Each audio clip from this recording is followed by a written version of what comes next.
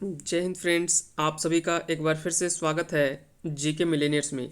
आइए हम बात करेंगे आज जेपीएससी प्रीलिम्स सेट के बारे में। और सेट प्रैक्टिस ये पेपर वन का होगा, पेपर वन का ये सेट प्रैक्टिस है। इसके बाद हम अगला जो सेट लाएंगे, वो अगला जो टेस्ट लाएंगे वो पेपर टू का लाएंगे। तो इसी तरह से हम आगे चलते जाएंगे, पेपर वन और पेपर टू इसी तरह से अल्टरनेट जो वो हम सेट प्रैक्टिस पर डे हम लेकर आया करेंगे। तो चलिए आज हम बात करेंगे पेपर वन के बारे में। हम पहला पहला क्वेश्चन देख लेते हैं कि आज का पहला सवाल है। वो पूछा गया कि सिंधु घाटी की सभ्यता निम्नलिखित में से किस सभ्यता के समकालीन नहीं थी। अब यहाँ पे आपको बताना है कि इनमें से कौन सा ऐसा सभ्यता था जिसके समकालीन सिंधु घाटी सभ्यता नहीं था। तो इसका ऑप्शन आप देख सकते हैं, मिस्र की सभ्यता, मेसोपोटामिया की सभ्यता, चीन की सभ्यता और ग्रीक की सभ्यता। तो इसका सही आंसर हो जाएगा ऑप्शन डी, यानी ग्रीक की सभ्यता के समकालीन नहीं था। बाकी सभी मिस्र की सभ्यता, मेसोपोटामिया की सभ्यता और चीन की सभ्यता कहीं ना कहीं इसके समकालीन जो वो सिंधु घाटी सभ्यता रहा है। अब बात करें सिंधु घाटी सभ्यता, तो सिंधु घाटी सभ्यता के बारे में हम थोड़ा सा जान लेते हैं। सिंधु घाटी सभ्यता के बारे में याद रखेंगे, सिंधु घाटी सभ्यता का जो काल माना जाता है वो लगभग 2500 से 1750 ईसा पूर्व के लगभग माना जाता है। तो इसका टाइम पीरियड जो वो 1750 से लेकर 2500 से लेकर 1750 ईसा पूर्व तक माना जाता है। अगर पूछा जाए यहाँ पे दो स्थान जो वो सबसे ज़्यादा पूछा जाता है, लेकिन और इसके बारे में कुछ और हम देख लेते हैं। सबसे पहले इसमें एक स्थान आता है हड़प्पा। हड़प्पा अगर बात करें तो हड़प्पा की सभ्यता के भी नाम से भी जाना जाता है। सिंधु घाटी की सभ्यता को हड़प्पा सभ्यता के नाम से भी जाना जाता है, क्योंकि सिंधु घाटी सभ्यता में सबसे पुराना स्थल जो है वो हड़प्पा को ही माना जाता है। अगर खोज पूछा जाए कि हड़प्पा की खोज किसके द्वारा किया गया था, तो सबसे पहले राय बहादुर दयाराम साहनी के द्वारा 1921 में राय बहादुर दयाराम साहनी के द्वारा ही हड़प्पा के बारे में जानकारी दी गई थी। हालांकि इसके इसके पहले भी कनिंघम और भी कई ऐसे व्यक्ति थे जो कि, और सबसे पहले इसकी खोज अगर बात करें तो दो बंधुओं के द्वारा किया गया था जो कि रेलवे पटरी बिछा रहे थे। तो उन्हीं के द्वारा सबसे पहले सिंधु घाटी सभ्यता के बारे में बताया गया था। लेकिन अगर पूछा जाए आपसे कि हड़प्पा हड़प्पा की खोज जो वो किसने किया था, तो राय बहादुर दयाराम साहनी के द्वारा 1921 में। अगर पूछा जाए कि हड़प्पा जो है वो किस नदी के किनारे है, तो रावी नदी के किनारे अवस्थित है। रावी नदी के किनारे जो है वो हड़प्पा नामक स्थान जो है वो अवस्थित है। ये है कहाँ पे, तो ये पाकिस्तान में अवस्थित है। उस समय कह सकते हैं कि भारत के दिन था, लेकिन वर्तमान में अगर देखा जाए तो ये पाकिस्तान में देखने को मिलेगा। ये स्थान जो वो पाकिस्तान में है। साथ ही साथ अगला जो स्थान आता है इसमें वो है मोहनजोदड़ो। मोहनजोदड़ो ये भी कह सकते हैं कि ये भी काफ़ी चर्चित स्थान माना जाता है। मोहनजोदड़ो भी काफ़ी चर्चित स्थलों में से माना जाता है। सिंधु घाटी सभ्यता में हड़प्पा और मोहनजोदड़ो ये दो जो है वो प्रमुख स्थल के रूप में माना जाता है। अगर मोहनजोदड़ो की अगर बात करें तो इसकी खोज जो है वो 1922 में, सर 1922 में अगर बात करें तो राखाल दास बनर्जी के द्वारा 1922 में जो वो मोहनजोदड़ो की खोज की गई थी। बात करें यह किस नदी के किनारे, तो यह सिंधु नदी के किनारे अवस्थित है मोहनजोदड़ो। ये भी बता दें कि ये वर्तमान पाकिस्तान में ही है, सिंध नामक क्षेत्र पे। वहीं एक और स्थान आता है कालीबंगा। कालीबंगा याद रखेंगे राजस्थान में अवस्थित है, जो कि घग्घर नदी के किनारे अगर बात करें तो घग्घर नदी के किनारे जो वो अवस्थित है कालीबंगा, जो कि कह सकते हैं कि ईंटों का अलंकरण से संबंधित वहाँ पे कई सारे महत्वपूर्ण चीज़ देखने को मिलता है। साथ ही साथ एक चीज़ यहाँ पे आप याद रखेंगे कि हड़प्पा और मोहनजोदड़ो की खोज जो किया गया था वो किसके निर्देशन में किया गया था। तो कई बार यहाँ से सवाल इस टाइप से भी पूछा जाता है कि किसके निर्देशन में किया गया था, तो सर जॉन मार्शल के निर्देशन में जो वो हड़प्पा और मोहनजोदड़ो का जो खोज किया गया था वो इन्हीं के द्वारा सर जॉन मार्शल के निर्देशन में ही किया गया था। अगला बात करें तो चान्हू दाड़ो, ये भी कह सकते हैं कि पाकिस्तान में सिंधु नदी के किनारे अवस्थित है। अगला है लोथल, ये गुजरात में अवस्थित है और भोगवा नदी के किनारे अवस्थित है। याद रखेंगे लोथल में ही बंदरगाह यानी गोदीवाड़ा और डोकियार्ड जिसे हम कहते हैं, तो ये बंदरगाह जो वो क्षेत्र माना जाता है। तो कई बार सवाल पूछा जाता है कि सिंधु घाटी सभ्यता में इनमें से कौन सा बंदरगाह स्थल था, तो लोथल जो होगा इसका सही आंसर होगा, क्योंकि यहाँ पे गोदीवाड़ा या तो डोकियार्ड भी देखने को मिलता है। साथ ही साथ धौलावीरा ये गुजरात में अवस्थित है, लूनी नदी के किनारे, जो कि कह सकते हैं कि पानी के अगर दृष्टि से देखा जाए तो पानी की व्यवस्था जो उसके आधार पर अगर बात करें, जिसको हम जल संयोजन कह सकते हैं, उसके आधार पर धौलावीरा जो माना जाता है वो काफ़ी प्रसिद्ध स्थल माना जाता है सिंधु घाटी सभ्यता में। अब यहाँ से एक और अंतिम सवाल जो बन सकता है वो है सिंधु घाटी सभ्यता की लिपि। लिपि उस समय जो था वो किस तरह का था? तो ये लिपि जो था वो भाव चित्रात्मक, भाव चित्रात्मक लिपि का अर्थ क्या होता है?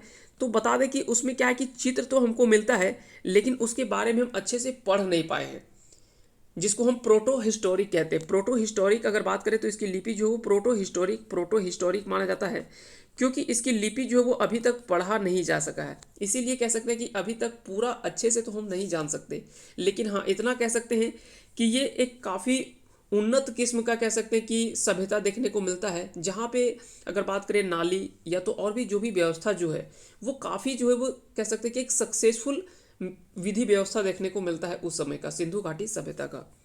आगे चलते ही अगला सवाल हम बात करेंगे। अगला सवाल जो है वो है मीमांसा या पूर्व मीमांसा दर्शन के प्रतिपादक कौन है? मीमांसा या पूर्व मीमांसा दर्शन के प्रतिपादक कौन है? तो यहाँ पे इसका सही आंसर क्या हो जाएगा? मीमांसा या पूर्व मीमांसा, तो इसका सही आंसर होगा जेमिनी। जेमिनी के द्वारा ही मीमांसा या पूर्व मीमांसा की कह सकते हैं कि प्रवर्तक माना जाता है। अगर बात करें एक और आता है उत्तर मीमांसा। उत्तर मीमांसा के प्रवर्तक कौन है? उत्तर मीमांसा के प्रवर्तक कौन है? तो उत्तर मीमांसा के आंसर हो जाएगा बादरायण। बादरायण के द्वारा उत्तर मीमांसा की खोज की गई थी। वहीं अगर यहाँ पे दिया हुआ है कपिल, तो कपिल ने न्याय दर्शन की प्रतिपादन किया था, न्याय दर्शन का प्रतिपादन किया था। आगे बात करें गौतम, तो गौतम जो है वो माफ कीजिएगा, कपिल जो हो जाएगा वो हो जाएगा सांख्य दर्शन हो जाएगा, और गौतम जो हो जाएगा वो हो जाएगा न्याय दर्शन। साथ ही साथ योग दर्शन के प्रतिपादक जो वो पतंजलि को माना जाता है। जबकि वैशेषिक दर्शन की अगर बात करें तो इसके जो कह सकते हैं कि प्रतिपादन जो किया था वो कनाद के द्वारा किया गया था। वैशेषिक दर्शन का प्रतिपादन किया गया था वो कनाद के द्वारा किया गया था। तो इस तरह से यहाँ से आपसे सवाल जो है वो पूछा जा सकता है। फिर से एक बार हम रिपीट कर देते हैं। पूर्व मीमांसा जेमिनी, उत्तर मीमांसा बादरायण, वैशेषिक दर्शन कनाद, सांख्य दर्शन कपिल, न्याय दर्शन गौतम, चारवाक दर्शन ये चारवाक के नाम पर ही रखा गया, तो ये तो इजी है, आप आसानी से याद रखेंगे। योग दर्शन ये पतंजलि, आपको पता ही होगा, योग बाबा रामदेव और बाबा रामदेव का कंपनी है पतंजलि, इस तरह से आप याद रख सकते हैं योग दर्शन वो है पतंजलि। अगला सवाल है, इनमें से कौन सी बात बौद्ध धर्म और जैन धर्म में समान नहीं है? आपको बताना है कि बौद्ध धर्म और जैन धर्म में बाकी तीन तो यहाँ पे समान है, लेकिन इनमें से कौन सा एक है जो कि समान नहीं है? अहिंसा, वेदों की प्रति उदासीनता, आत्मदमन या फिर रीति रिवाजों की अस्वीकृति। तो इसका सही आंसर जो हो जाएगा, इसका सही आंसर होगा वो होगा आत्मदमन। आत्मदमन जो है वो दोनों के लिए कॉमन नहीं है। बाकी अहिंसा जो है वो दोनों मानते हैं, बौद्ध में भी अहिंसा का प्रतिपादन कह सकते हैं कि अहिंसा के प्रति ये जागरूक करते हैं, जबकि जैन भी जो है वो अहिंसा को मानते हैं। वेदों के प्रति उदासीनता ये दोनों में देखने को मिलता है। रीति रिवाजों की अस्वीकृति ये भी दोनों धर्मों में कह सकते हैं कि समान रूप से मिलता है, लेकिन आत्मदमन जो है वो दोनों में कॉमन नहीं मिलता है, इसलिए इसका सही आंसर हो जाएगा ऑप्शन सी। अगला सवाल है कि मौर्य काल में गुप्तचरों को क्या कहा जाता था? तो यहाँ पे आपका सवाल है वो है, आपका सवाल जो है यहाँ पे है कि मौर्य काल में गुप्तचरों को क्या कहा जाता था? तो मौर्य काल में अगर बात करें गुप्तचरों को, तो मौर्य काल में गुप्तचरों को किस नाम से जाना जाता था? तो इसका सही आंसर होगा ऑप्शन ए, यानी गूढ़ पुरुष। गूढ़ पुरुष के नाम से मौर्य काल में गुप्तचरों को कहा जाता था। याद रखेंगे, मौर्य काल की स्थापना अगर बात करें या संस्थापक अगर पूछा जाए तो चंद्रगुप्त मौर्य हो जाएगा। चंद्रगुप्त मौर्य। अब यहाँ पे चंद्रगुप्त द्वितीय और विक्रमादित्य उनसे कंफ्यूजन नहीं करना, ये चंद्रगुप्त मौर्य के द्वारा ही कह सकते हैं कि स्थापना किया गया था, या तो उसके संस्थापक जो है मौर्य काल के वो इन्हीं को माना जाता है। आगे चलते हैं, अगला सवाल हम देखते हैं कि अगला सवाल है वो है तोलकप्पियम ग्रंथ कह सकते हैं कि किससे संबंधित है? तोलकप्पियम ग्रंथ जो वो किस क्षेत्र से संबंधित है? प्रशासन, विधि से, व्याकरण और काव्य से। तो इसका सही आंसर होगा ऑप्शन सी, यानी व्याकरण और काव्य इसका सही आंसर हो जाएगा। बात करें तोलकप्पियम, तो यह एक तमिल ग्रंथ है जो कि ग्रामर के नाम से भी जाना जाता है। तमिल ग्रंथ जो कि ग्रामर है, और यह इसके जो रचना किया गया था तोलकप्पियम का, तो वो किसके द्वारा? तो तोलकप्पियार के द्वारा इसका कह सकते हैं कि तोलकप्पियार के द्वारा लिखा गया था। यह ग्रंथ याद रखेंगे, यह एक तमिल ग्रंथ है जो कि ग्रामर और व्याकरण और काव्य से संबंधित माना जाता है। आगे चलते हैं, अगला सवाल है कि सती प्रथा का पहला उल्लेख कहाँ पे मिलता है। तो यहाँ पे आपसे सवाल पूछा जा रहा है कि सती प्रथा का सबसे पहला उल्लेख जो है वो इनमें से कहाँ पे मिलता है, भीतरगांव लेख में, विलसद स्तंभ लेख में, एरन अभिलेख में, या भीतरी स्तंभ लेख में। तो इसका जो सही आंसर हो जाएगा, इसका सही आंसर होगा ऑप्शन सी, यानी एरन अभिलेख में। एरन अभिलेख से ही सती प्रथा का पहला उल्लेख जो है वो देखने को मिलता है। आगे चलते हैं, अगला सवाल है, अगला सवाल इसमें पूछा गया है, अगला सवाल इसमें पूछा गया है कि अलवारों, वैष्णव संतों एवं नायनारों यानी आर्यारों, जिसको शैव संत कहा जाता था, इसके द्वारा दक्षिण में भक्ति आंदोलन किस राजवंश के समय आरंभ हुआ। तो इसमें से इसका सही आंसर हो जाएगा ऑप्शन ए, यानी पल्लव राजवंशों के समय में। पल्लव राजवंशों के समय में अगर बात करें तो अलवार और नैनार, तो अलवार जो थे वो वैष्णव संत थे यानी वैष्णव धर्म को मानने वाले थे, जबकि नैनार या अडियार जो थे वो शैव संत थे यानी शैव धर्म को वो मानने वाले थे। तो उस समय अगर पूछा जाए कि दक्षिण भारत जो था वो दक्षिण भारत में उस समय जो है वो कौन से राजवंश के समय में कह सकते हैं कि यह भक्ति आंदोलन जो वो देखने को मिलता है। तो इसका सही आंसर होगा क्या, पल्लव वंश। आगे चलते हैं, अगला सवाल इसमें पूछा गया है, अगला सवाल है कि द्रविड़ शैली के मंदिरों में गोपुरम का क्या तात्पर्य है।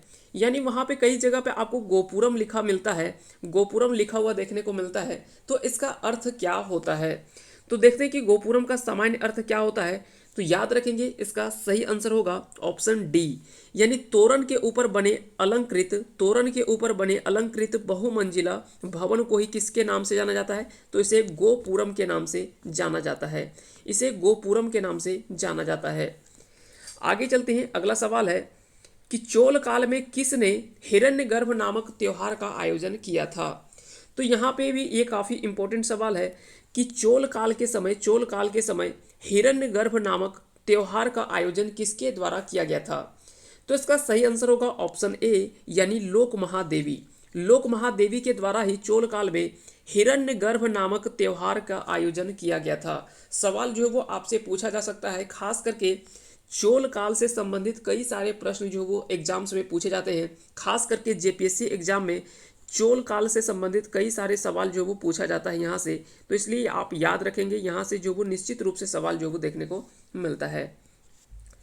अगला सवाल इसमें 10वां क्वेश्चन है कि निम्नलिखित में से किसने ढोल की तेज आवाज के साथ एक महिला का अपने पति की चिता के साथ स्वतः को जला लेने के दृश्यों का भयानक चित्रण किया है, जिसको हम सती प्रथा पहले कहते थे। तो सती प्रथा का ही एक चित्रण जो वो बहुत बढ़िया चित्रण जो है वो इन्होंने किया था, जिसमें कह सकते कि दर्शाया गया है सती प्रथा का, कह सकते कि दर्शाया गया इसमें कि जो है वो अपने पति के साथ चीता में स्वतः को जला लेने का दृश्य उसमें दिखाया गया है।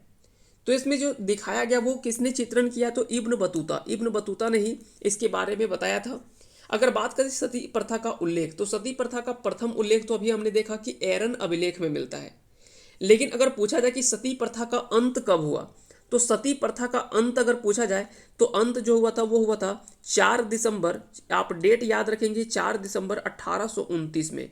4 दिसंबर 1829 में लॉर्ड विलियम बेंटिक के द्वारा कह सकते हैं कि सती प्रथा का अंत जो वो 1829 ईस्वी में किया गया था, जिसमें बंगाल सती रेगुलेशन के नाम से एक रेगुलेशन एक्ट पारित किया, जिसमें से उन्होंने बताया कि रेगुलेशन में सती प्रथा को इंसानी प्रकृति की भावनाओं के विरुद्ध बताया था। तो याद रखेंगे, लॉर्ड विलियम बेंटिक ने सती प्रथा को कह सकते हैं कि इंसानी प्रकृति की भावनाओं के विरुद्ध ये बताया था, और कह सकते हैं कि फाइनली जो है वो 4 दिसंबर 1829 को सती प्रथा का अंत जो है वो इसके द्वारा किया गया था, तो बेंटिक के द्वारा। सबसे पहला उल्लेख सती प्रथा का कहाँ पे मिलता है, तो वो मिलता है एरन अभिलेख में। आगे चलते हैं, अगला सवाल है कि मेरा सारा राज्य बीमार पड़ गया है, यदि मैं एक स्थान पर व्यवस्था स्थापित करता हूं तो दूसरे स्थान पर गड़बड़ी उत्पन्न हो जाती है। और फिर कहता है कि यदि मैं दूसरे स्थान पर ठीक करता हूं तो तीसरे स्थान पर हलचल होने लगती है। अब पूछा जा रहा है कि यह युक्ति जो वो किस शासक के द्वारा दिया गया था। तो इसका भी ये भी काफ़ी इंपॉर्टेंट सवाल है और इसका सही आंसर होगा ऑप्शन बी यानी मोहम्मद बिन तुगलक। मोहम्मद बिन तुगलक के द्वारा यह कह सकते हैं कि यह वाक्य जो है वो मोहम्मद बिन तुगलक के द्वारा बोला गया था।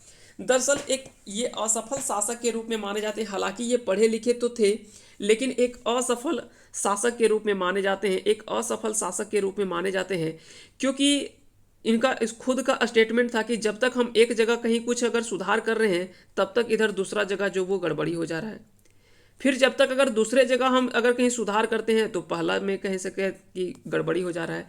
तो इस तरह से पूरा जो है वो एक तरह से जिस तरह से चलाना चाहिए वो पूरा शासनकाल हम नहीं चला पा रहे हैं, कई सारे दिक्कत जो वो इन्होंने खुद बयां किया था। तो इन्हीं का स्टेटमेंट था मोहम्मद बिन तुगलक का। आगे चलते हैं, अगला सवाल है कि विजयनगर के किस शासक की उपाधि गजबे तेकर दी गई थी। तो यहाँ पे पूछा गया कि इनमें से विजयनगर के किस शासक की उपाधि गजबे तेकर दिया गया था, तो इसके बारे में पूछा जा रहा है। तो इसका सही आंसर होगा देवराय द्वितीय। देवराय द्वितीय के द्वारा ही यह विजयनगर के शासक थे और इन्होंने ही गजबे तेकर नामक उपाधि जो वो धारण किया था, गजबे तेकर नामक उपाधि धारण किया था। अगर पूछा जाए कि विजयनगर साम्राज्य की स्थापना, तो हम जानते हैं कि हरिहर और बुक्का, हरिहर एवं बुक्का ये दो भाई थे, हरिहर एवं बुक्का ने ही कह सकते हैं कि इस विजयनगर साम्राज्य या संगम वंश की स्थापना जो है वो किया गया था अपने पिता के नाम पर। अपने पिता जो कि संगम के नाम पे ही संगम वंश की स्थापना जो वो की गई थी इन दोनों के द्वारा।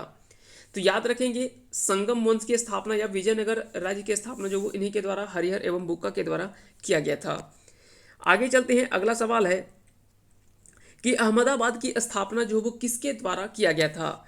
तो इसका सही आंसर हो जाएगा ऑप्शन ए यानी अहमद शाह प्रथम। अहमद शाह प्रथम के द्वारा ही अहमदाबाद की स्थापना जो है वो की गई थी। तो कई बार सवाल एक और यहाँ से पूछा जाता है, एक बार और कई सारे सवाल जो वो यहाँ से देखने को भी मिलता है। जैसे एक और सवाल पूछा जाता है कि हैदराबाद का जुड़वा शहर किस शहर को कहा जाता है, तो वो शहर के बारे में भी आपको याद रखना है। अहमदाबाद की स्थापना किसने किया था, अहमद शाह ने किया था। हैदराबाद के शहर की स्थापना किसने किया था, तो वहाँ से भी कई बार सवाल पूछा जाता है निजाम के द्वारा। और भी कई ऐसे सवाल जो वो पूछा जाता है राज्य से, क्योंकि पिछला बार आप एक देखे होंगे एनटीपीसी में भी एक सवाल जो है वो पूछा गया था कि हिमाचल प्रदेश राज्य की स्थापना जो है वो किसके द्वारा की गई थी। तो इस तरह के सवाल जो वो एग्जाम्स में जरूर पूछे जाते हैं, तो इन सभी प्रश्नों को भी आप जरूर ध्यान में रखेंगे।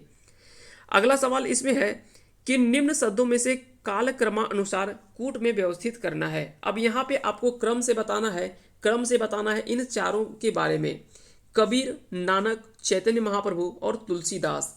इनमें अगर बात करें तो क्रम से अगर देखा जाए तो सभी को क्रम से अगर सजाया जाए तो सबसे पहले इसमें आएगा, तो सबसे पहले इसमें कबीर, कबीर के बाद अगर बात करें तो वो हो जाएगा नानक, उसके बाद आ जाएगा चैतन्य महाप्रभु और अंत में आ जाएंगे तुलसीदास इसमें अगला आ जाएगा तुलसीदास। अब याद रखेंगे कबीर का जन्म जो है वो लगभग 1398 ईस्वी में माना जाता है, 1398 ईस्वी में माना जाता है। इनका जन्म कहाँ हुआ था, तो वाराणसी में इनका जन्म हुआ था। वहीं अगर बात करें इनकी मृत्यु तो लगभग 1500 ईस्वी में मगहर नामक स्थान जो कि यूपी में पड़ता है, वहाँ पे इनका कबीर का कह सकते कि निधन हो गया था। अगर बात करें नानक की तो गुरु नानक की याद रखेंगे, गुरु नानक की अगर बात करें तो सिख धर्म के संस्थापक के रूप में माने जाते हैं। इनका जन्म याद रखेंगे 15 अप्रैल 1469 ईस्वी में, 15 अप्रैल 1469 ईस्वी में जो वो गुरु नानक का जन्म जो है वो माना जाता है। ननकाना साहिब पाकिस्तान में ही नानक साहिब का जन्म हुआ था। और इनकी निधन अगर बात करें तो इनका निधन का अगर बात करें तो 22 सितंबर 1539 में करतारपुर जो कि वर्तमान पाकिस्तान में अवस्थित है, करतारपुर में इनका निधन हुआ था 22 सितंबर 1539 में गुरु नानक का। अगला जो है वो चैतन्य महाप्रभु की अगर बात करें तो 18 फरवरी 1486 में पश्चिम बंगाल में इनका जन्म होता है। वहीं 14 जून 1534 में पूरी उड़ीसा में उनका निधन हो जाता है, जिस समय उड़ीसा में गजपति शासन चल रहा होता है। तो उस समय जो है वो गजपति शासन चल रहा था उड़ीसा में। उसी समय 1534 में जो है वो चैतन्य महाप्रभु का निधन उड़ीसा में हो जाता है। लेकिन अगर जन्म पूछा जाए कि चैतन्य महाप्रभु का जन्म कहाँ हुआ था, तो पश्चिम बंगाल में। अंत में अगर बात करें तुलसीदास, तो तुलसीदास जी का जन्म जो है वो 1532 ईस्वी में माना जाता है, जो कि उत्तर प्रदेश रामबोला एक स्थान है यूपी में, वहीं पे रामबोला नामक स्थान पर ही तुलसीदास का जन्म होता है 1532 में। अगर बात करें तुलसीदास का निधन, तो तुलसीदास का निधन जो वो 1623 ईस्वी में वाराणसी नामक स्थान पर हो जाता है। तो याद रखेंगे इन सभी चीज़ों के बारे में। आगे चलते हैं अगले सवाल की ओर। अगला सवाल है कि 18वीं सदी में भारत में लड़े गए युद्धों को निम्नलिखित क्रम में सजाना है। अब यहाँ पे सभी युद्ध को क्रम से आपको बताना है कि कौन से युद्ध जो है वो कब लड़ा गया था। तो यहाँ पे 4 युद्ध के बारे में यहाँ पे जिक्र किया गया है, जैसे वांडीवास, बक्सर, अंबर और पलासी। तो 2 तो आपको इसमें से याद होंगे। पलासी का युद्ध जो है वो 1757 में लड़ा गया था, 1757 में लड़ा गया था। बक्सर का युद्ध ये भी आपको पता होगा कि 1764 में लड़ा गया था। तो एक तो कंफर्म हो गया कि बक्सर युद्ध जो वो पहले तो नहीं होगा। बक्सर युद्ध जब भी होगा तो कब होगा? पलासी के बाद होगा। तो इस तरह से अगर बात करें तो सबसे पहले इसमें जो आएगा वो अंबर का युद्ध जो कि 1749 ईस्वी में कर्नाटक में अनरुद्दीन और फ्रेंच सेना के बीच में 1749 में अंबर का युद्ध लड़ा गया था। अगला जो है वो प्लासी का युद्ध ये भी काफ़ी चर्चित युद्ध माना जाता है। 23 जून 1757 को सिराजुद्दौला और अंग्रेजों के बीच में होता है। अंग्रेजी सेना के बीच में होता है, जिसमें से अंग्रेज जो है वो विजय होते हैं। अगला है वांडीवास युद्ध, इसके बारे में भी आपको पता होगा। यह 1760 में लड़ा गया था, 1760 ईस्वी में लड़ा गया था युद्ध यह। और याद रखेंगे इसमें जो वो अंग्रेजों के द्वारा फ्रांसीसियों को हरा करके, इसमें माना जाता है कि पूर्ण रूप से अगर बात करें तो फ्रांसीसियों का वास, यहाँ पे शब्द आ रहा है वास, तो फ्रांसीसियों को पूर्ण रूप से वास कर दिया, यानी पूरा साफ कर दिया था अंग्रेजों ने। और अगला जो है वो अंतिम है बक्सर का युद्ध, जो कि 1764 ईस्वी में हुआ था बक्सर का युद्ध। आगे चलते हैं, अगला सवाल है, तो इसका सही आंसर क्या हो जाएगा? ऑप्शन बी हो जाएगा। अंबर का युद्ध, प्लासी का युद्ध, वांडीवास और बक्सर 1757 माफ कीजिए 1749, 1757, 1760 और 1764। इस तरह से याद रखेंगे क्रम। अगला सवाल है, वर्ष 1942 में किस योजना के तहत यह स्वीकार किया गया कि भारत में एक निर्वाचित संविधान सभा का गठन होगा जो युद्धोपरांत संविधान का निर्माण करेगी? तो इसका सही आंसर क्या हो जाएगा? तो इसका सही आंसर होगा ऑप्शन ए, यानी क्रिप्स योजना इसका सही आंसर हो जाएगा। आगे चलते हैं, अगला सवाल इसमें पूछा गया कि भारतीय संविधान का अभिभावक कौन है?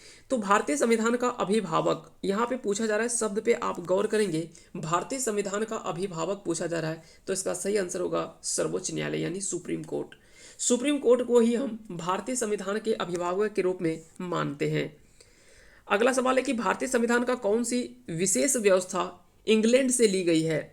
तो याद रखेंगे इंग्लैंड से अगर बात करें तो संसदीय प्रणाली जो वो इंग्लैंड से ही लिया गया है। कनाडा से संघीय प्रणाली लिया गया है। मूल अधिकार आप सभी को पता होगा, मूल अधिकार जो वो कहाँ से लिया गया है? तो अमेरिका के संविधान से। जबकि सर्वोच्च न्यायपालिका, ये भी कह सकते हैं कि सर्वोच्च न्यायपालिका ये भी अमेरिका के संविधान से लिया गया है। आगे चलते हैं, इसमें अगला सवाल इसमें पूछा गया है, अगला सवाल जो पूछा गया कि संविधान के किस भाग में संविधान संशोधन की प्रक्रिया जो मिलता है वो किस कह सकते हैं कि किस भाग में मिलता है? तो इसका सही आंसर होगा भाग 20 में जो वो संविधान संशोधन की प्रक्रिया का उल्लेख जो वो देखने को मिलता है। तो यह अगर आपसे पूछा जाए कि संविधान संशोधन का संबंध किस भाग से है, तो इसका सही आंसर क्या हो जाएगा? इसका सही आंसर होगा आपका वो हो जाएगा भाग 20 में जो वो संविधान संशोधन से संबंधित प्रावधान देखने को मिलता है। आगे चलते हैं, अगला सवाल है किस अधिनियम को संविधान की सूची या किस सूची में सम्मिलित करने की उसकी वैधता को किसी न्यायालय में चुनौती नहीं दी जा सकती है? तो इसका सही आंसर हो जाएगा आपका ऑप्शन सी, यानी 9वीं अनुसूची इसका सही आंसर हो जाएगी, जो कि कह सकते हैं कि भूमि संबंधी कानून से संबंधित माना जाता है। तो इसका सही आंसर क्या हो जाएगा? ऑप्शन सी, यानी 9वीं अनुसूची इसका सही आंसर हो जाएगा। अगला सवाल है, भारतीय संविधान का कौन सा अनुच्छेद जो है वो भारत के संचित कोष से संबंधित है? अब आपसे पूछा जा रहा है कि संचित कोष से संबंधित कौन सा आर्टिकल माना जाता है? तो याद रखेंगे 112 का सब आर्टिकल 29, 146 का 3 और 148 का 6। ये सभी जो है वो इसका सही आंसर हो जाएगा ऑप्शन डी। आगे चलते हैं, अगला सवाल इसमें पूछा गया है। अगला सवाल जो है कि भारतीय संविधान के अंतर्गत मूल अधिकारों का संरक्षक कौन है। तो भारतीय संविधान के अंतर्गत अगर बात करें तो मूल अधिकारों का संरक्षक कौन माना जाता है, तो इसका सही आंसर होगा न्यायपालिका। न्यायपालिका को ही कह सकते हैं कि अंतर्गत मूल अधिकारों का संरक्षक जो वो न्यायपालिका को ही माना जाता है। आगे चलते हैं, अगला सवाल है किस किस संवैधानिक संशोधन अधिनियम ने राज्य के नीति निर्देशक तत्वों को मौलिक अधिकारों की अपेक्षा अधिक प्रभावशाली बनाया। तो इसका सही आंसर क्या हो जाएगा, इसका सही आंसर होगा 42वें संविधान संशोधन अधिनियम 1976 के द्वारा बनाया गया था। अगला सवाल इसमें पूछा गया है कि संसद को भंग करने का के लिए कौन सक्षम है। तो याद रखें ये काफ़ी इंपॉर्टेंट सवाल और इजी सवाल भी कह सकते हैं कि यह अधिकार जो वो राष्ट्रपति को ही प्राप्त है, राष्ट्रपति को ही प्राप्त है, जो कि संसद को भंग करने का अधिकार जो है वो राष्ट्रपति के पास होता है। अगला सवाल है कि भारत में राष्ट्रपति का चुनाव किया जाता है। तो भारत में कह सकते हैं कि राष्ट्रपति का जो चुनाव किया जाता है वो किस आधार पर होता है, प्रत्यक्ष निर्वाचन द्वारा, एकल हस्तांतरित मत पद्धति द्वारा। तो इसका सही आंसर हो जाएगा ऑप्शन बी, यानी एकल मत हस्तांतरित या एकल हस्तांतरित मत पद्धति के द्वारा किया जाता है। तो इसका सही आंसर होगा ऑप्शन बी। अगला सवाल है कि सौर प्रणाली की खोज किसने किया था। तो सौर प्रणाली की खोज अगर बात करें तो ये कोपरनिकस के द्वारा ही सौर प्रणाली की खोज की गई थी। तो अगर पूछा जाए कि सौर प्रणाली का खोज जो है वो किसके द्वारा किया गया, तो कोपरनिकस इसका सही आंसर हो जाएगा। अगला सवाल है कि किस ग्रह के चारों ओर परिक्रमा करने वाले छोटे आकाशीय पिंड को क्या कहते हैं। तो यहाँ पे एक चीज पूछा जा रहा है कि ग्रह के चारों ओर परिक्रमा करने वाले छोटे आकाशीय पिंड को हम क्या कहेंगे, तो उपग्रह कहेंगे। सिंपल सवाल है। अगला सवाल है सूर्य प्रकाश जो वो धरती पर पहुंचने में कितना समय लगता है, यानी कितने मिनट का समय लेता है। तो इसका सही आंसर होगा 8 मिनट 16.6 सेकेंड। 8 मिनट 16.6 सेकेंड का समय जो वो लगभग सूर्य का प्रकाश जो वो धरती तक पहुंचने में समय लगता है। जबकि चंद्रमा का अगर बात करें तो 1.3 सेकेंड का समय लगता है चंद्रमा का प्रकाश पहुंचने में। अगला सवाल है कि निम्नलिखित में से कौन सा ग्रह जो वो सूर्य के चक्कर सबसे कम समय में लगाता है। अब यहाँ पे हम एक चीज बात किए थे, यहाँ पे सबसे जल्दी चक्कर कौन लगाएगा, जो सबसे सामने होगा। जैसे बुध जो है वो सबसे सामने है, इसलिए चक्कर भी सबसे पहले ये 88 दिन में ही पूरा कर लेता है अपना। आगे चलते हैं, अगला सवाल है कि पृथ्वी के सबसे निकटतम खगोलीय पिंड है। तो याद रखेंगे अगर बात करें तो खगोलीय पिंड की अगर बात करें तो इसका सही आंसर हो जाएगा चंद्रमा। चंद्रमा जो है वो पृथ्वी के सबसे निकटतम खगोलीय पिंड में माना जाता है। अगला सवाल यहाँ पे पूछा जा रहा है कि पृथ्वी जो है वो किसके बीच अवस्थित है। तो पृथ्वी जो स्थित है वो किन दो ग्रहों के बीच में अवस्थित है। तो याद रखेंगे इसका सही आंसर होगा ऑप्शन ए, यानी शुक्र एवं मंगल के बीच में। इस तरह से क्रम भी आप चाहे तो याद रख सकते हैं, बुध फिर शुक्र के बाद हो जाएगा पृथ्वी के बाद हो जाएगा आपका मंगल। तो आप यहाँ पे देख सकते हैं कि मंगल और शुक्र के बीच में ही पृथ्वी है। फिर मंगल के बाद अगर बात करें तो मंगल के अगर बात करें तो इसमें जो हो जाएगा वो हो जाएगा बृहस्पति के बाद बात करेंगे शनि के बाद अरुण और अरुण के बाद वरुण।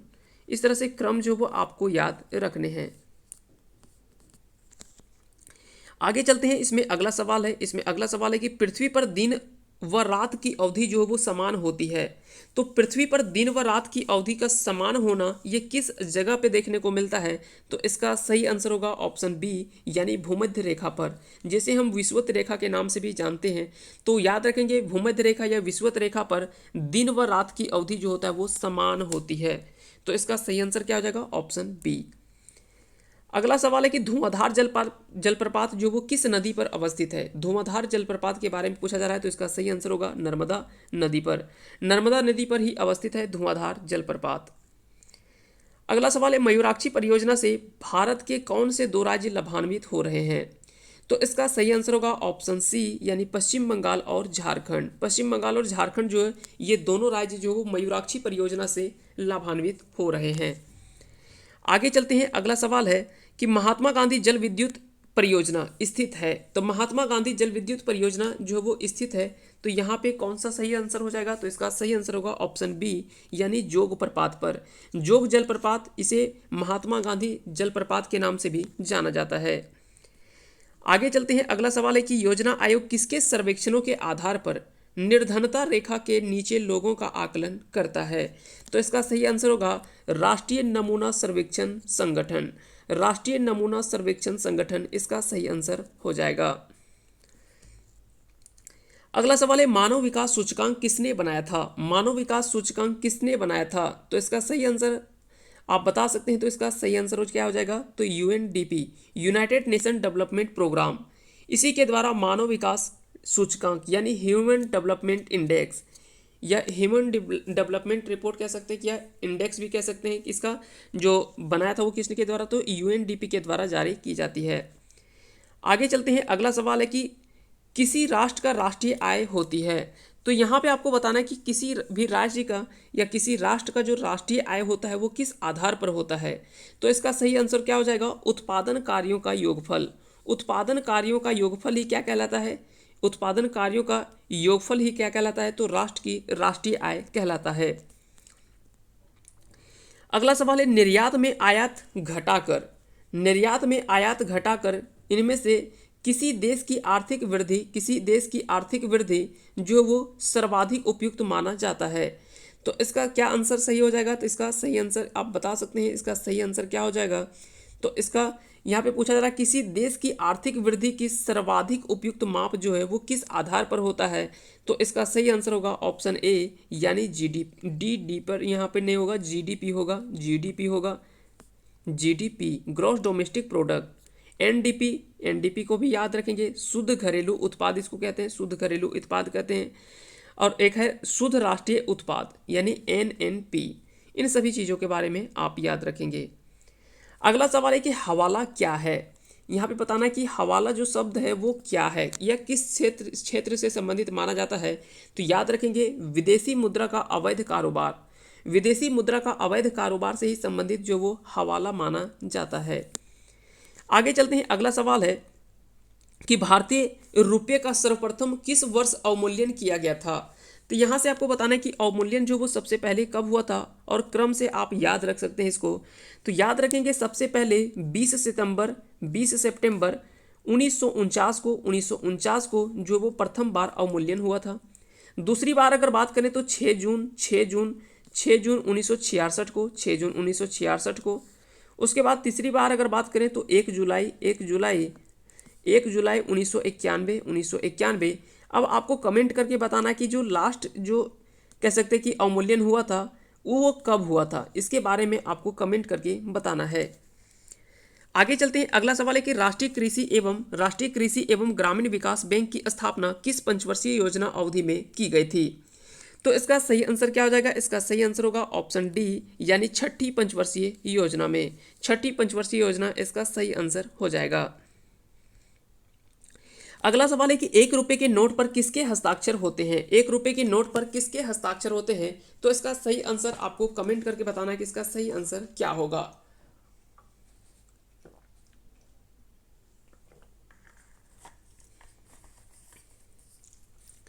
1 रुपए के नोट पर किसके हस्ताक्षर होते हैं?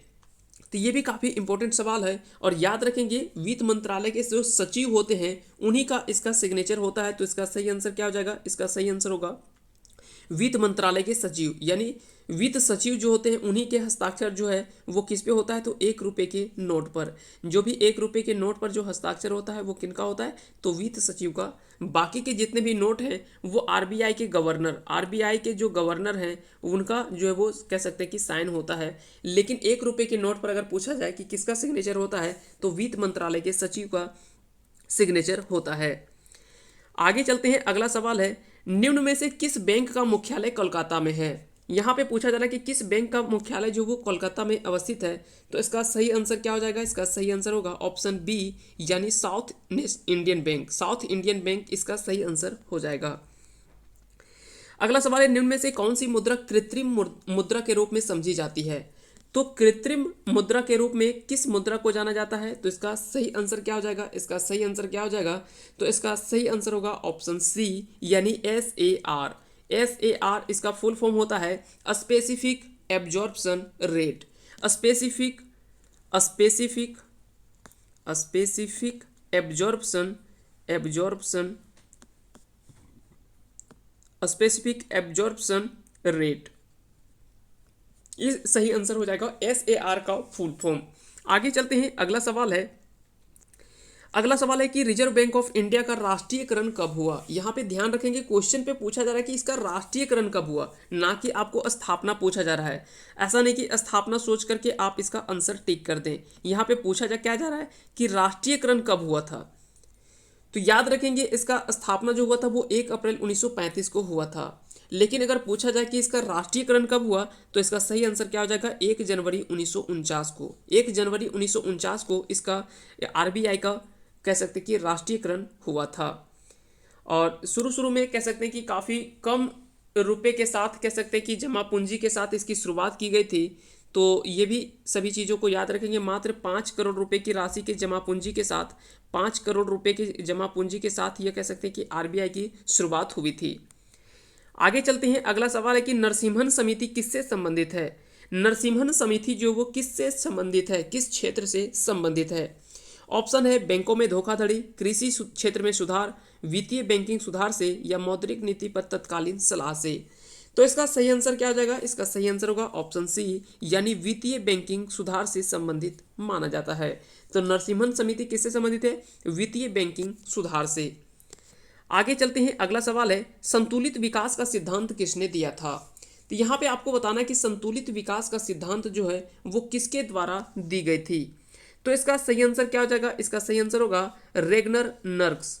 रेगनर नर्क्स के द्वारा ही संतुलित विकास का सिद्धांत जो है वो दिया गया था, संतुलित विकास का सिद्धांत। अगला सवाल है वह राष्ट्रपति कौन है जो एक बार चुनाव हार जाने के बाद दूसरी बार निर्विरोध निर्वाचित हुए। तो ये भी काफ़ी इंपॉर्टेंट सवाल है, कई बार यहाँ से सवाल पूछा गया है कि वह राष्ट्रपति कौन है जो एक बार चुनाव हार जाने के बाद जब वह दूसरी बार आते हैं तो उस समय जो वो निर्विरोध निर्वाचित होते हैं, यानी उसके अपोजिट जो कह सकते हैं कि कोई भी खड़ा नहीं होता है। तो इसका सही आंसर क्या हो जाएगा, नीलम संजीव रेड्डी। नीलम संजीव रेड्डी इसका सही आंसर हो जाएगा, नीलम संजीव रेड्डी इसका सही आंसर हो जाएगा। आगे चलते हैं, अगला सवाल है कि मुख्य चुनाव आयुक्त का कार्यकाल होता है। तो मुख्य चुनाव आयुक्त यहाँ पे पूछा जा रहा है कि ना कि चुनाव आयुक्त और मुख्य चुनाव आयुक्त, ये दोनों में अंतर होता है। तो मुख्य चुनाव आयुक्त की अगर बात करें तो यह 6 वर्ष या तो फिर 65 वर्ष, 6 वर्ष या 65 वर्ष तक यह कह सकते हैं कि अपना कार्यकाल इनका होना चाहिए। तो 6 वर्ष या तो फिर कह सकते हैं कि 65 वर्ष तक। अगर जो इनमें से दो में से जो पहले आ जाए, यानी कह सकते हैं कि आपने यहाँ पे ज्वाइनिंग किया 2020 में, मान लेते हैं 2020 में आपने ज्वाइनिंग किया, 6 वर्ष जोड़ दीजिए 2026 में, 2026 में आप रिटायर कर जाएंगे। लेकिन मान लेते हैं कि 2000 में जब आप ज्वाइन किए उस समय आप 63 वर्ष के थे, तो जैसे 2 वर्ष बीतेगा हो सकता है कि 2022 में आपको रिटायर जो वो कर दिया जाएगा, क्योंकि आपका एज जो वो क्या हुआ, यहाँ से 2 वर्ष कह सकते हैं कि बढ़ करके 65 वर्ष हो गया। तो या तो 6 वर्ष या तो फिर 65 वर्ष, ये दोनों में से जो भी पहले आएगा उसी के आधार पर जो वो कह सकते हैं कि कार्यकाल जो होता है वो मुख्य चुनाव आयुक्त का होता है। आगे चलते हैं, अगला सवाल है कि सोनार अधिकांशतः प्रयोग में लाया जाता है। तो सोनार का प्रयोग जो वो किस क्षेत्र में लाया जाता है, इसके बारे में सवाल जो वो पूछा गया है। तो इसका सही आंसर क्या हो जाएगा, ऑप्शन सी, यानी नौ संचालकों के द्वारा ही सोनार का प्रयोग किया जाता है। अगला सवाल है एक शुष्क सेल में कौन सी ऊर्जा पाई जाती है। एक शुष्क सेल में कौन सी ऊर्जा जो वो पाई जाती है। तो इसका सही आंसर क्या हो जाएगा, रासायनिक ऊर्जा। रासायनिक ऊर्जा में ही शुष्क सेल में जो होता है वो रासायनिक ऊर्जा पाया जाता है। तो इसका सही आंसर क्या हो जाएगा, इसका सही आंसर होगा रासायनिक ऊर्जा, इसका राइट आंसर हो जाएगा। आकाशीय पिंडों का अध्ययन करने वाले भौतिकी विज्ञान की शाखा को क्या कहते हैं। तो ये भी काफ़ी अच्छा सवाल है, इसका भी सही आंसर क्या हो जाएगा, तो इसका सही आंसर होगा एस्ट्रोफिजिक्स। एस्ट्रोफिजिक्स इसका सही आंसर हो जाएगा। आकाशीय पिंडों का अध्ययन करने वाले भौतिक विज्ञान की शाखा को एस्ट्रोफिजिक्स के नाम से जाना जाता है। आगे चलते हैं, अगला सवाल है कि अस्मेल्टाइट किस धातु का अयस्क है। तो अस्मेल्टाइट यहाँ पे आपको बताना है कि अस्मेल्टाइट जो वो किस धातु का अयस्क है। तो इसका सही आंसर क्या हो जाएगा, इसका सही आंसर होगा ऑप्शन डी, यानी निकेल। अब यहाँ पे देख सकते हैं कि नाम में जो वो अस्मेल आ रहा है, अस्मेल यहाँ पे नाम आ रहा है, और अस्मेल जब आएगा तो क्या कहते हैं, निकेल या निकाल, निकाल करके इसको फेंको क्योंकि ये काफ़ी स्मेल कर रहा है। तो अगर पूछा जाए कि अस्मेल टाइट जो वो किस धातु का अयस्क है, तो निकेल धातु का अयस्क माना जाता है। जब हम धातु या तो कह सकते हैं कि पता और उनका अयस्क जब हम पढ़ेंगे तो उसके बारे में हम अच्छे से पूरा क्लियरली पढ़ेंगे। अगला सवाल है कि रेडियोधर्मी पदार्थ का आधा जीवन काल 70 दिन का है, तो उसी पदार्थ का 1 ग्राम कितने दिन बाद 0.25 ग्राम रह जाएगा। तो ऐसे जब भी सवाल इस तरह का सवाल आपसे पूछा जाए तो कुछ नहीं करना है, जितना दिन दिया हुआ है उसका आपको 2 गुना कर देना है। तो इसका सही आंसर क्या हो जाएगा, 140 दिन। आगे चलते हैं, अगला सवाल है कि गन पाउडर किसका मिश्रण है। गन पाउडर जो वो किसका मिश्रण है, किस मिश्रण से बनता है, तो आपको बताना है कि गन पाउडर। तो इसका सही आंसर होगा ऑप्शन सी, यानी चारकोल, सल्फर और पोटेशियम नाइट्रेट। इसका सही आंसर हो जाएगा ऑप्शन सी। निम्नलिखित में से सर्वप्रथम किस वायरस की खोज हुई थी। तो आपको बताना है कि इसमें से सबसे पहले किस वायरस की खोज की गई थी। तो इसका सही आंसर क्या हो जाएगा, टीएमवी वायरस। याद रखेंगे टीएमवी वायरस जो है इसी के बारे में सबसे पहले खोज की गई थी। अब पूछा जाए कि टीएमवी का फुल फॉर्म क्या होता है, तो टीएमवी का फुल फॉर्म जो होता है वो tobacco mosaic virus, tobacco mosaic virus इसका जो वो सही आंसर हो जाएगा। टोबैको मोजेक वायरस कह सकते हैं कि इसका फुल फॉर्म है टोबैको मोजेक वायरस। और तंबाकू में ये ज़्यादातर देखने को मिलता है, तंबाकू में ये देखने को मिलता है। अगला है कि Delonix Razia ruffian, Delonix Razia ruffian किसका वैज्ञानिक नाम है। ऑप्शन आप देख सकते हैं, नीम, बरगद, आंवला और गुलमोहर। तो इसका सही आंसर क्या हो जाएगा, इसका सही आंसर होगा ऑप्शन डी, यानी गुलमोहर। गुलमोहर को ही हम डेलोनिक्स रजिया रफीन ये वैज्ञानिक नाम है, उसी के आधार पर हम जानते हैं। अगला सवाल है कि प्रथम विश्व पर्यावरण दिवस कब मनाया गया था। तो आपको बताना है कि प्रथम विश्व पर्यावरण दिवस कब मनाया गया था। तो इसका सही आंसर क्या हो जाएगा, ऑप्शन बी। ऑप्शन बी इसका सही आंसर हो जाएगा 1973 ईस्वी में जो है वो इसका सही आंसर होगा। अगला सवाल इसमें पूछा गया कि क्योटो प्रोटोकॉल किस वर्ष में प्रभावी हुआ था। क्योटो प्रोटोकॉल किस वर्ष में प्रभावित हुआ था। तो इसका सही आंसर होगा 2005 ईस्वी में। 2005 ईस्वी में क्योटो प्रोटोकॉल जो वो किस वर्ष प्रभावी हुआ, तो 2005 ईस्वी में। इसका सही आंसर हो जाएगा। अगला सवाल है मॉन्ट्रियल प्रोटोकॉल किससे संबंधित है। तो मॉन्ट्रियल प्रोटोकॉल, इन सभी प्रोटोकॉल के बारे में आपको याद होने चाहिए। यहाँ से कई बार जो वो सवाल जो है वो जीके में डाल करके और आपसे पूछ सकता है। तो इसका सही आंसर क्या हो जाएगा, इसका सही आंसर होगा ऑप्शन सी, इसका सही आंसर हो जाएगा। यानी ओजोन परत के क्षय से रोकने के लिए मॉन्ट्रियल प्रोटोकॉल किससे संबंधित है। तो इसका सही आंसर होगा ओजोन परत के क्षय से संबंधित माना जाता है। आगे चलते हैं, अगला सवाल है, अगला सवाल जो है वो है कि कार्टाजेना प्रोटोकॉल, कार्टाजेना प्रोटोकॉल का संबंध जो वो किस क्षेत्र से संबंधित माना जाता है। तो इसका सही आंसर होगा ऑप्शन ए, यानी जैव विविधता या जैव सुरक्षा समझौते से, जैव सुरक्षा समझौते से संबंधित माना जाता है कार्टाजेना प्रोटोकॉल। अगला सवाल है कि मरुदभिद यानी जीरोफाइट्स किस दशा में पनपते हैं। तो मरुदभिद या जीरोफाइट्स किस दशा में पनपते हैं। तो इसका सही आंसर आपको बताना है, इसका सही आंसर क्या होगा। तो इसका सही आंसर होगा उष्ण एवं शुष्क। उष्ण एवं शुष्क जो है ये कह सकते हैं कि दोनों माना जा सकता है। आगे चलते हैं, अगला सवाल है कि ऑक्टोपस के खून का रंग कैसा होता है। तो ऑक्टोपस के खून का रंग जो होता है वो लाल ना होकर के नीला दिखाई देता है। तो याद रखेंगे ऑक्टोपस के खून का रंग कैसा होता है, तो नीला होता है। आगे चलते हैं, अगला सवाल है कि शुष्का छिकोप में मनुष्यों के प्रकोप किस विटामिन की कमी से होता है। तो इसका सही आंसर क्या हो जाएगा, इसका सही आंसर होगा वो होगा ऑप्शन डी, यानी vitamin A. Vitamin A is the right answer इस क्वेश्चन का हो जाएगा। अगला इसमें सवाल पूछा गया कि हाल ही में किस क्रिकेट स्टेडियम का नाम बदलकर नरेंद्र मोदी क्रिकेट स्टेडियम कर दिया गया है। तो याद रखेंगे मोटेरा क्रिकेट स्टेडियम जो कि सरदार वल्लभ भाई पटेल के नाम पर जाना जाता था, उसका नाम बदल करके नरेंद्र मोदी क्रिकेट स्टेडियम जो है वो कर दिया गया है। आगे चलते हैं, अगला सवाल है कि हाल ही में झारखंड में किसे ट्रायथलन वर्ल्ड कारपोरेशन द्वारा आयरन मैन का अवार्ड दिया है। तो आयरन मैन का अवार्ड जो वो किसे दिया गया है। तो इसका सही आंसर क्या हो जाएगा, ऑप्शन बी, यानी ऑप्शन बी इसका सही आंसर हो जाएगा। तो याद रखेंगे इसका सही आंसर क्या हो जाएगा, option B is the right answer.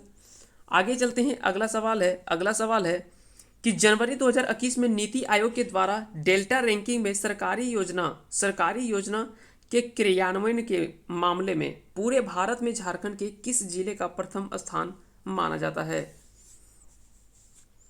तो इसका सही आंसर आप बता सकते हैं, इसका सही आंसर जो हो जाएगा वो क्या हो जाएगा, तो इसका सही आंसर होगा ऑप्शन सी यानी रामगढ़ जिले। रामगढ़ जिला इसका सही आंसर हो जाएगा। झारखंड के किस जिले में प्रथम स्थान है, तो रामगढ़ इसका सही आंसर होगा। अगला सवाल है कि जनवरी 2021 में किसमें मुख्यमंत्री हेमंत सोरेन किस जिले में अनुमंडलीय न्यायालय के गठन की मंजूरी प्रदान की है। तो इसका सही आंसर हो जाएगा option D is the right answer. इसका सही आंसर होगा गढ़वा में। अगला कि हाल ही में यूरोप का सबसे बड़ा सौर ऊर्जा संयंत्र बनाने के लिए किन दो देशों के बीच समझौते पर हस्ताक्षर किया गया है। तो इसका सही आंसर क्या हो जाएगा, इसका सही आंसर होगा ऑप्शन सी यानी स्पेन और फ्रांस इसका सही आंसर हो जाएगा। आगे चलते हैं अगले सवाल की ओर। अगला सवाल इसमें पूछा गया कि हाल ही में संपन्न हुए 51वें भारतीय राष्ट्रीय फिल्म महोत्सव में फोकस कंट्री का दर्जा दिया गया था। तो इसका सही आंसर क्या हो जाएगा, इसका सही आंसर होगा ऑप्शन डी यानी Bangladesh is the right answer. अगला सवाल है कि हाल ही में डेजर्ट नाइट 21 नामक वायुसेना युद्ध अभ्यास किन दो देशों के मध्य हुआ था। तो इसका सही आंसर होगा ऑप्शन बी यानी भारत और फ्रांस के बीच में कह सकते हैं कि यह युद्ध जो वो अभ्यास कह सकते हैं कि इन दोनों के बीच में संपन्न हुआ। आगे चलते हैं, अगला सवाल है कि हाल ही में किसे प्रधानमंत्री का नंबर अश्वेत रक्षा मंत्री बनाया गया है। तो हाल ही में किसे अमेरिका के पहले अश्वेत रक्षा मंत्री बनाया गया है। तो इसका सही आंसर क्या हो जाएगा, तो इसका सही आंसर होगा ऑप्शन ए यानी Lloyd Austin is the right answer this question. अगला है कि हाल ही में गैर अस्थायी सदस्य के रूप में भारत संयुक्त राष्ट्र सुरक्षा परिषद का सदस्य बना है। तो इसका सही आंसर हो जाएगा ऑप्शन डी यानी 8वीं बार लगातार जो वो इसमें कह सकते हैं कि सिलेक्शन हुआ है। अगला कि हाल ही में लोकार्पित पुस्तक ट्राइबल हीरो शिबू सोरेन इसके लेखक जो वो कौन है। तो इसका सही आंसर होगा ऑप्शन डी यानी अनुज कुमार सिन्हा के द्वारा यह पुस्तक जो वो लिखा गया है। तो इसका सही आंसर होगा Anuj Kumar Sinha is the right answer. अगला सवाल है कि झारखंड क्षेत्र में हीरा पाए जाने वाले नदियों में कौन सी नदी जो वो शामिल नहीं है। तो इसका ऑप्शन अगर देखा जाए तो एडमास नदी बिल्कुल, दामोदर नदी, ब्राह्मणी नदी, ये तीनों नदी जो है वो आपको बताना है। साथ ही साथ इसके जो भी सहायक नदियां हैं उन सभी सहायक नदियों के बारे में भी आप याद रख सकते हैं। यहाँ से भी कई सारे सवाल जो वो हमसे पूछा जाता है। अगला सवाल है जियोग्राफिया के लेखक टॉलमी ने झारखंड क्षेत्र के किस नदी में हीरा पाए जाने संबंधी चर्चा की है। तो इसका सही आंसर होगा ऑप्शन ए यानी एडमास नदी इज द राइट आंसर। इसका सही आंसर हो जाएगा। अगला कि हिस्टवायरे डू ज्वायोकस पुस्तक में ब्राह्मणी नदी में हीरा पाए जाने की चर्चा इस पुस्तक में या कह सकते हैं कि इस पुस्तक के लेखक कौन है। तो हिस्टवायरे डू ज्वायोकस इसके लेखक के बारे में पूछा जा रहा है। तो इसका सही आंसर क्या हो जाएगा, इसका सही आंसर होगा ऑप्शन सी यानी चेपुंजियो इसका सही आंसर हो जाएगा। अगला सवाल है देवघर स्थित सिलेरबाड़ी नामक स्थान पर मकान कह सकते कि जो वहाँ पे मकान था उसे क्रांतिकारियों द्वारा बम बनाने की कई सारी सामग्री जो वो बरामद होती है। तो आपको बताना कि यह बरामद जो हुआ था वो किस वर्ष हुआ था। तो इसका सही आंसर होगा ऑप्शन ए यानी 1915 में इसका सही आंसर हो जाएगा। अगला सवाल है हजारीबाग जेल में कैद रामवृक्ष बेनीपुरी ने किस हस्तलिखित पत्रिका निकाली थी। तो यहाँ से आपको बताना है कि इसमें सही आंसर क्या होगा। तो याद रखेंगे इसका सही आंसर हो जाएगा ऑप्शन बी यानी कैदी नामक कह सकते हैं कि कैदी नामक हस्तलिखित यानी हाथों द्वारा लिखित यह कह सकते हैं कि रचना जो है वो किसके द्वारा लिखा गया है, तो यह लिखा गया है रामवृक्ष बेनीपुरी के द्वारा। रामवृक्ष बेनीपुरी के द्वारा लिखा गया है। आगे चलते हैं, अगला सवाल है कि अशोक के शिलालेख में किस शिलालेख में झारखंड की चर्चा जो वो की गई है। तो याद रखें कि इनकी 13वीं शिलालेख जो है जहां पर पे कह सकते हैं कि झारखंड का उल्लेख मिलता है। अगला सवाल है कि टकरोई की लड़ाई कब हुई थी। ये भी काफ़ी इंपॉर्टेंट सवाल है, इसका जरूर आपको ध्यान रखना है। इसका सही आंसर होगा 3 मार्च 1875 में। 3 मार्च 1875 को इसका दौड़ हुआ। 3 मार्च 1875 को इसका दौड़ होता है। तो याद रखेंगे, अगर पूछा जाए कि टकरोई की लड़ाई जो वो कब हुआ था, तो 3 मार्च 1575 में। 3 मार्च 1575 में ही टकरोई की लड़ाई लड़ी गई थी। आगे चलते हैं, अगला सवाल है कि इनमें से किसे जहांगीर ने 4 हजारी मनसबदार बनाया गया तथा फाथ जंग की उपाधि जो वो दी गई थी। तो इसका सही आंसर होगा option D. Option D is the right answer. इसका सही आंसर होगा इब्राहिम खां। इब्राहिम खां इसका सही आंसर हो जाएगा। अगला की फिल्म द व्हाइट टाइगर के निर्देशक कौन है। व्हाइट टाइगर के निर्देशक कौन है, तो इसका सही आंसर होगा रमीन बहरानी। रमीन बहरानी इसका डायरेक्टर है। और याद रखेंगे द वाइट टाइगर जो है वो यह कह सकते हैं कि एक नॉवेल है जो कि उपन्यास है, जो 2008 में अरविंद अडिगा के द्वारा लिखा गया था। तो याद रखेंगे, द वाइट टाइगर पुस्तक अगर बात करें तो यह अरविंद अडिगा के द्वारा लिखा गया था। अरविंद अडिगा के द्वारा लिखा गया था। इस जिसमें से कह सकते हैं कि द वाइट टाइगर में प्रियंका चोपड़ा का भी योगदान जो वो काफ़ी अहम माना जा रहा है। अगला सवाल है, जनवरी 2021 में नीति आयोग के द्वारा जारी इनोवेशन इंडेक्स 2020 में झारखंड का स्थान जो वो कौन सा है, तो इसका सही आंसर होगा ऑप्शन डी, यानी 15वां स्थान इसका सही आंसर हो जाएगा। अगला सवाल है, ऑल इंडिया झारखंड पार्टी की स्थापना जो वो 1967 में किसके द्वारा की गई थी। तो याद रखेंगे, इसका सही आंसर क्या हो जाएगा। इसका सही आंसर क्या होगा,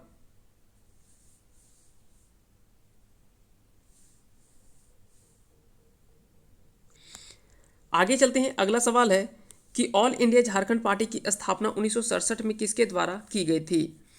तो इसका सही आंसर हो जाएगा ऑप्शन सी, यानी बागुन सुम्बरई के द्वारा यह प्रैक्टिस जो वो किया गया था। या तो याद रख सकते हैं कि ऑल इंडिया झारखंड पार्टी की स्थापना 1967 में किसके द्वारा किया गया, तो बागुन सुम्बरई के द्वारा किया गया था। अगला सवाल है कि अंगराबाड़ी, फन कैसल, रॉक गार्डन ये झारखंड के किस जिले में अवस्थित है, तो इसका सही आंसर होगा रांची में। रांची में ये सभी कह सकते हैं कि प्राकृतिक स्थल के रूप में माना जाता है। अगला सवाल है कि झारखंड की पहली महिला अभियंत्रण कॉलेज की स्थापना कहाँ है। या तो कह सकते हैं कि झारखंड की पहली महिला अभियंत्रण कॉलेज की स्थापना कहाँ हुई है, तो इसका सही आंसर हो जाएगा। इसका सही आंसर क्या हो जाएगा, तो इसका सही आंसर होगा ऑप्शन डी, यानी गोला रामगढ़। गोला रामगढ़ इसका सही आंसर हो जाएगा। अगला कि पद्मश्री विजेता डॉक्टर रामदयाल मुंडा की जीवनी पर बनी फिल्म का नाम क्या है। तो इनके जीवन पर बनी फिल्म का नाम जो है वो है नाची से बाँची। जे नाची से बाँची। आगे चलते हैं, अगला सवाल है कि हजारीबाग मेडिकल कॉलेज का नाम बदलकर क्या रखा गया है। तो यहाँ पे याद रखेंगे, हजारीबाग मेडिकल कॉलेज का नाम बदलकर शेख भिखारी मेडिकल कॉलेज कर दिया गया है। शेख भिखारी मेडिकल कॉलेज जो वो कर दिया गया है। तो इसका सही आंसर क्या हो जाएगा, शेख भिखारी मेडिकल कॉलेज। अगला सवाल है कि टाटा एयरलाइंस की स्थापना पर टाटा उड्डयन सेवा के उद्घाटन के अवसर पर प्रथम उड़ान जो है वो कहाँ से कहाँ तक भरी थी। तो ये भी काफ़ी इंटरेस्टिंग सवाल है, ये भी काफ़ी अच्छा सवाल है। और इसका सही आंसर क्या हो जाएगा, इसका सही आंसर क्या होगा, तो इसका सही आंसर होगा मुंबई से बंगलुरु।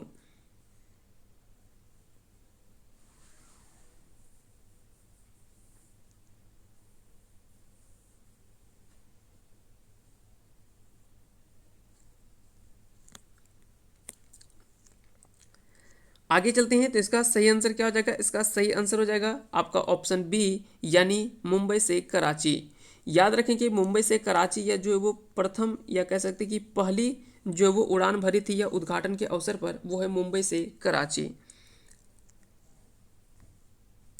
काजीरंगा राष्ट्रीय उद्यान की स्थापना जो वो किस वर्ष किया गया था। यहाँ से पूछा जा रहा है कि काजीरंगा राष्ट्रीय उद्यान की स्थापना, तो सबसे पहले हम जानते हैं कि काजीरंगा आखिर में है कहाँ।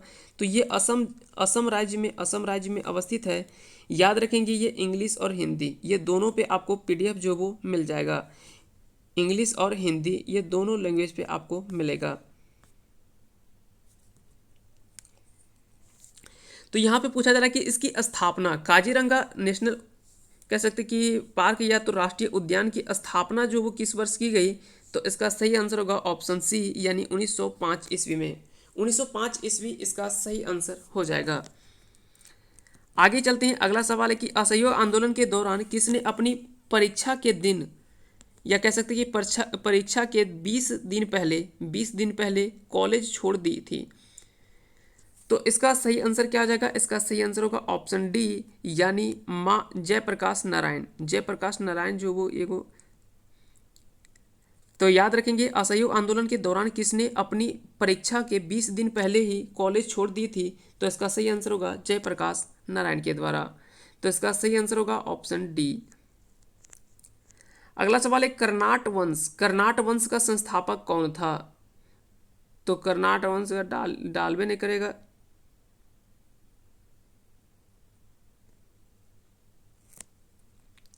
आगे चलते हैं। इसमें अगला सवाल जो पूछा गया है वो है कर्नाट वंश का संस्थापक कौन था। तो कर्नाट वंश का संस्थापक यहाँ पे सही आंसर होगा नान्यदेव के द्वारा कर्नाट वंश का स्थापना की गई थी।